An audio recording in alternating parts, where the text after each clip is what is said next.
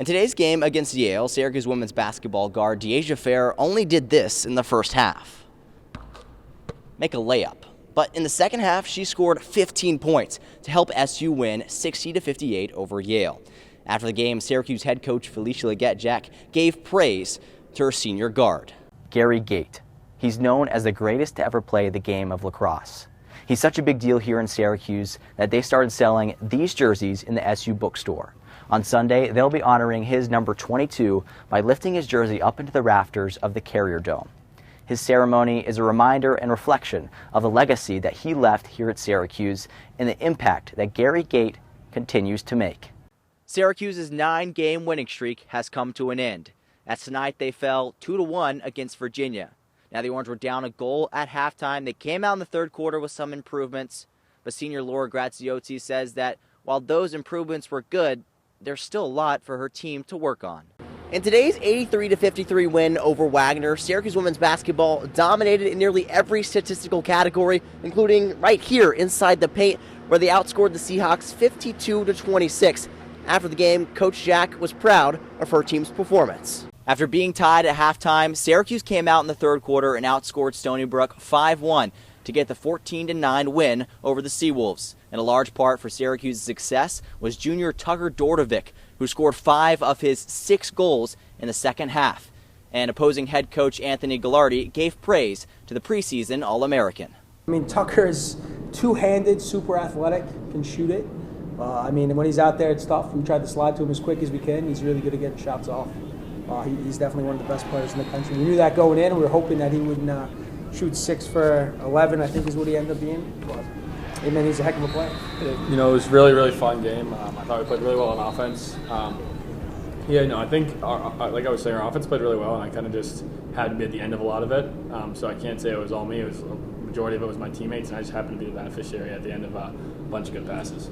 And another bright spot for the Orange was goalkeeper Bobby Gavin, who started today. It was his first start in over 2 weeks. He had 13 saves on 22 shots on goal. Next up for the Orange, they'll be back at home against number 12 Duke. That game is set for Saturday. Face-off is at noon. Reporting from Lavelle Stadium, Nick Luttrell, Citrus TV. It's cold and snowy on the outside of the dome, but thankfully basketball is played inside the dome. Hi everyone, I'm Nick Luttrell, your Citrus TV women's basketball beat reporter. Syracuse and Long Island going against each other in just about 15 minutes. In tonight's game against Coppin State, Syracuse started out slow. But in the second half, just like they have all season, Syracuse raced ahead. Fueled by defensive effort and Deasia Fair's 27 points, SU defeated Coppin State 93-75. In the post-game press conference, Coach Jack said that there was no quit in her team. I like the resilience of our team, that we had never felt like the game was out of our hands, because it's a matter of them just getting a little bit more involved defensively. Offensively, we were doing a fantastic job. We can score the ball.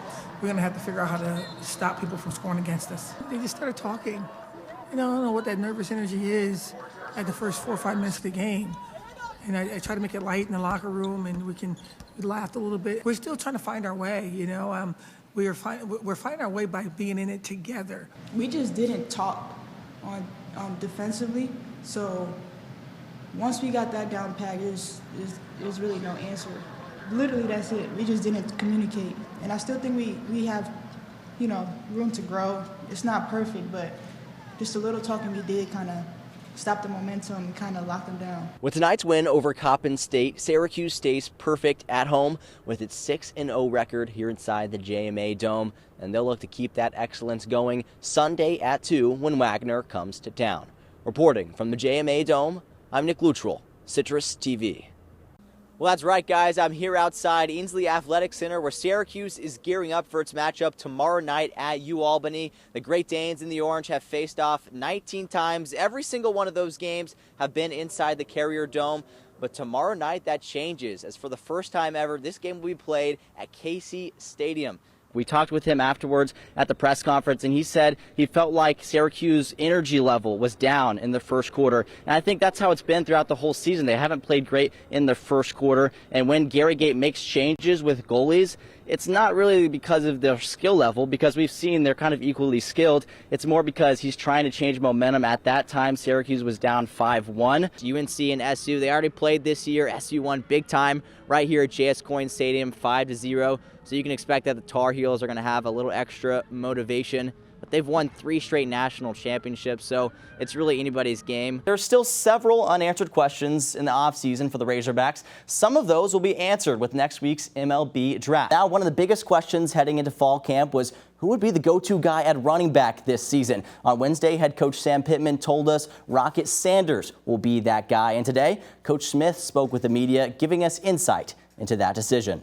There are 3 players from the SU men's basketball team that have entered the transfer portal: Kadari Richmond, John Bolajak, and Robert Braswell.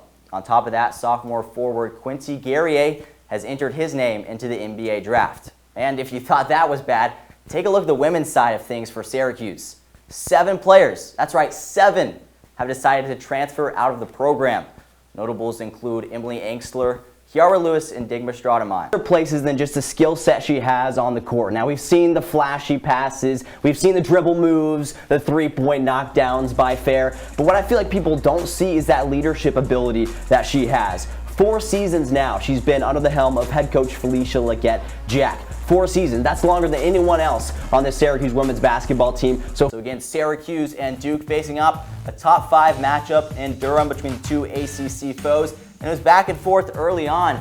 First goal for Duke is to come by Brennan O'Neill, fires that one in as Duke takes the early lead. Later on, though, Lucas Quinn, the back of the net for Syracuse, gives them the 3-2 lead. And then Michael Sowers crawls underneath the defender to find that goal. Part of the big run that the Blue Devils had. They scored 7 goals in a row, making it the most goals SU has given up all season in the first half. There's a goal by Charlie O'Connor, puts Duke up 12-5.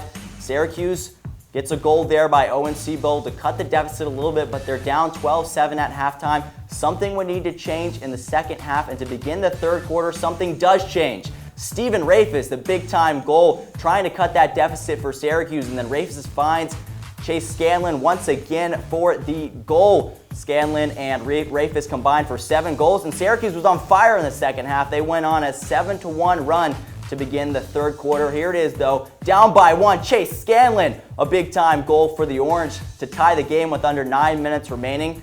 But as Lee Corso would say, not so fast. Duke gets a big-time goal right now. In fact, they get 2 goals within the span of 2 minutes. So here it is, 10 seconds left to go for the Orange, down by 1. Who's going to be the hero? Well, not Brendan Curry. That one sails wide right. Hilt's going to take it out for Syracuse. But hold up. Timeout called by Syracuse. Legendary head coach John Desko and company going to draw up a play. And for who else? Hilt gets inside to Stephen Rafis. A chance! No. Shut down by Mike Adler. Duke goes on to win 15-14. They advance to 9-0. Syracuse falls to 4-2. Starts than Thompson. But I think when you look at both of these players, I would give the nod to Bobby Gavin. He has a 47% save percentage, Thompson 42%. But Bobby Gavin, he's got experience. He's coming from Virginia, a 2-time defending national champions. So I think when you look at Bobby Gavin, he's the better goalie that needs to play more for the Syracuse team.